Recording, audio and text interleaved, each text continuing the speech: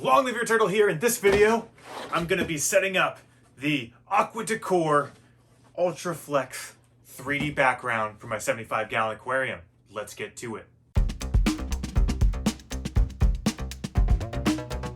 Alright, so this is the G56 model of Aquadecor's Super Flex Slim 3D background. So not a lot of people, not a lot of turtle owners anyway, have used or posted videos about using the Aquadecor background. So I thought this would be a great opportunity to not only see what the hype is all about with Aquadecor, but also use it in my turtle background, because right now I'm using this silly tapestry.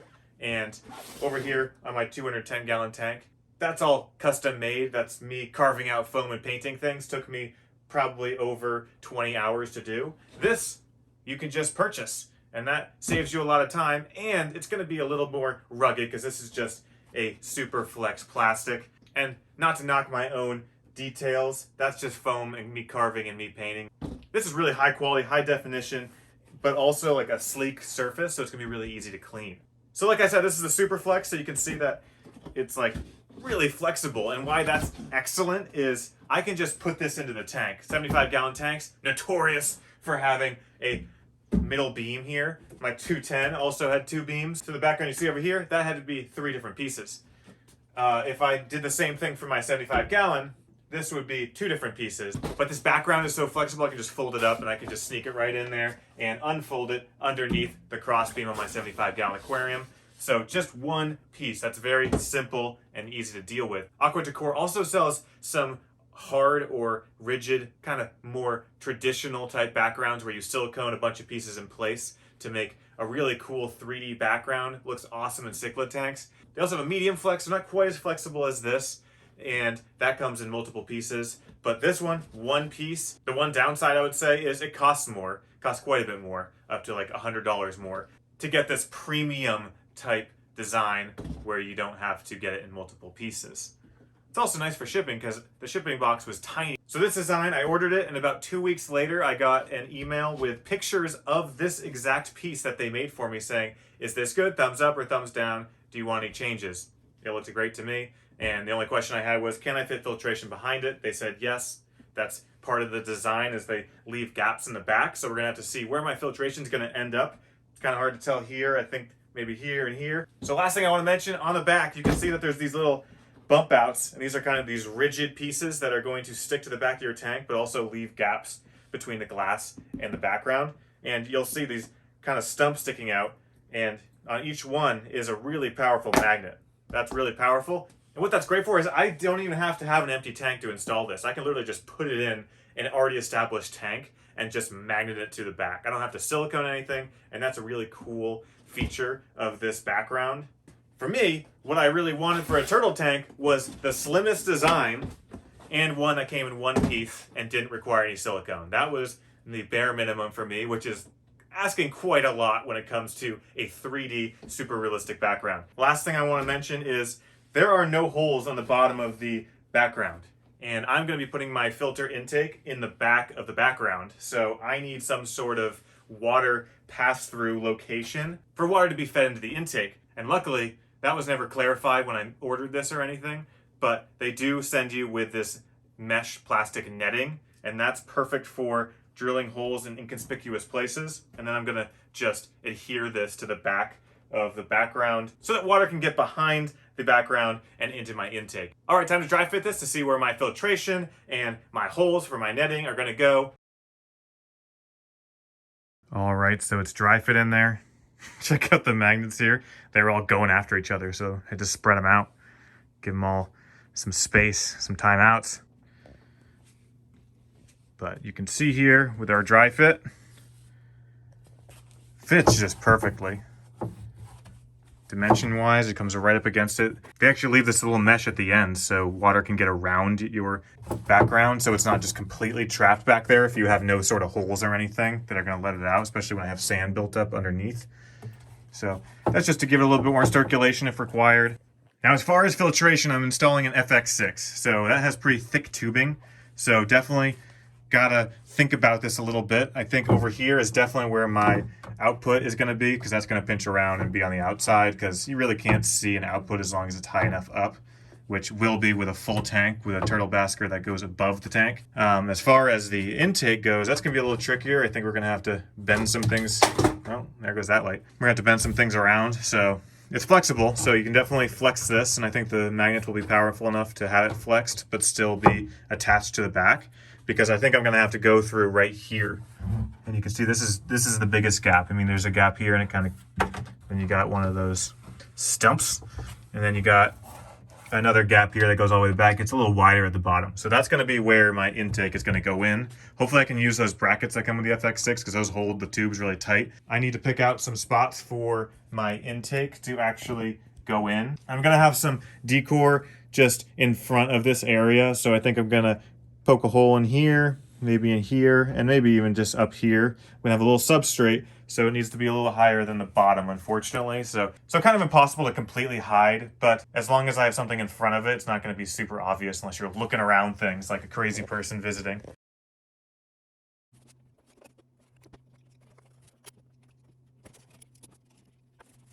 All right, so I just cut 2 holes. I tried to, you can see, get them in these corners that are hard to see looking straight on.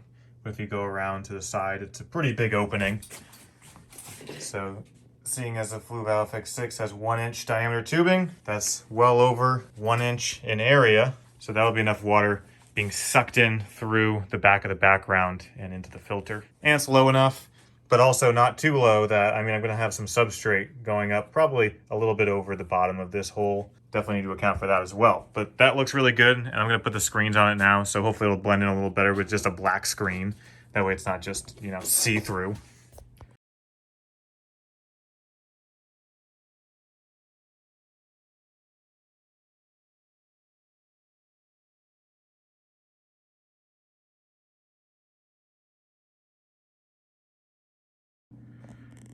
All right, it has been a couple days since I set this tank up. As you can see, fully set up the 75-gallon aquarium with substrate, with decorations, with a basker, because I really wanted to show what this background looks like with a completed tank, and I think it looks absolutely stunning. It looks fantastic. Look at the detail of the rocks with the just that LED light, that small one I have above there, really makes the definition of those rocks stand out, and it just looks so realistic.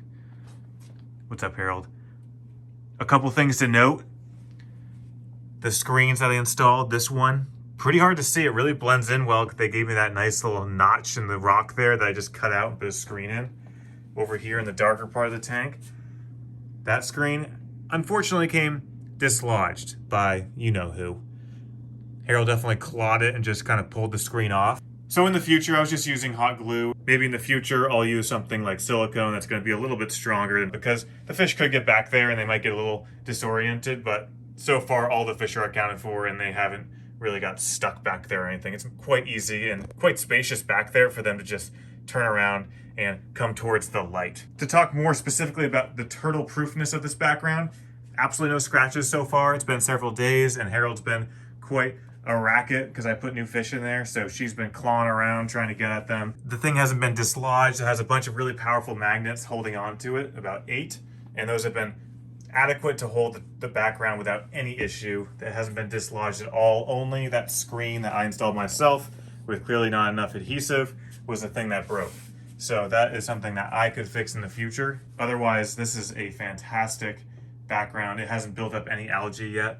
Again, it's been several days. It's a turtle tank. It's got a lot of fish. But that's something I'm definitely keeping an eye on. It's going to be really easy to clean, though, because it's basically a smooth plastic, even though it doesn't look like it at all. It looks so textured. It's just an awesome background. As far as installing everything, you can see there's a gap there.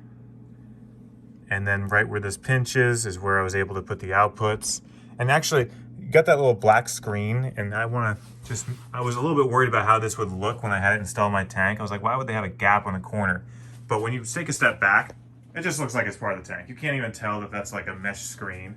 And the reason they say that exists is so that water can get behind your background and water can move in the back, so it's not just stagnant in the corner, because you're going to get water there and you're going to get some buildup if it's not moving at all of bacteria and waste. So just having a little bit of water able to move through there, it could kind of move through the whole background. which is a great design idea. So if you're getting a Turtle Basker 6000, already have one, and you want to get a background like this, it worked for this type of background, this design, because I was able to, you can see, just right behind the ramp there, I was able to sneak the intake that goes all the way down pretty much to the bottom of the background back there. And that was the perfect fit. And I was just able to change the brackets. This short bracket that I had over on the long side, it was just switched with the longer bracket. And otherwise no changes to how you install the Turtle Basker 6000. So a big shocker with this background is it's over $400. And that's very expensive. But honestly, I think it looks amazing. And it's gonna be really easy to maintain. And it took literally zero effort to install, because over here, this probably cost me $100-ish in materials. It's a little bigger, obviously, but it took over 20 hours easily to build, paint, and install. So if you love doing DIY, definitely check out my video where I make one of these 3D backgrounds myself using foam. If you don't like DIY, this is an excellent option, and it'll make up for your money because this is going to last forever in the tank. This isn't something that's just going to deteriorate, and I don't think I'm going to get bored of it anytime soon. And that's my review for the 3D background. This is the super flexible, magnetized background specifically. They have different versions online. For this video, it was not sponsored. This was me buying it myself and seeing how I liked it, and I love it, so totally recommend anyone looking for a 3D background that's slim enough not to take too much room in the turtle tank, but also looks really realistic, is easy to maintain, and super easy to install, and is turtle proof. This is a fantastic product. So thanks for watching. If you want to see how I made that 3D DIY one you saw probably in a couple corners of my videos, check out my video there. If you want to see how I set up either of these tanks, check out my links below to see all the products I use to build all of this, or the DIY videos. Hit that like button, hit that subscribe button, and long live your turtle.